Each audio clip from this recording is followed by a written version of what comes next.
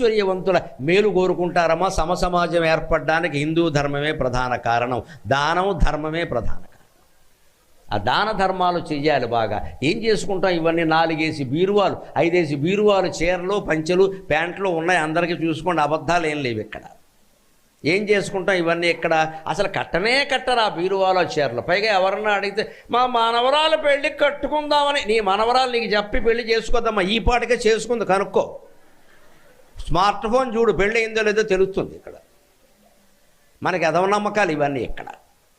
అప్పటి వరకు నువ్వు ఉంటావా?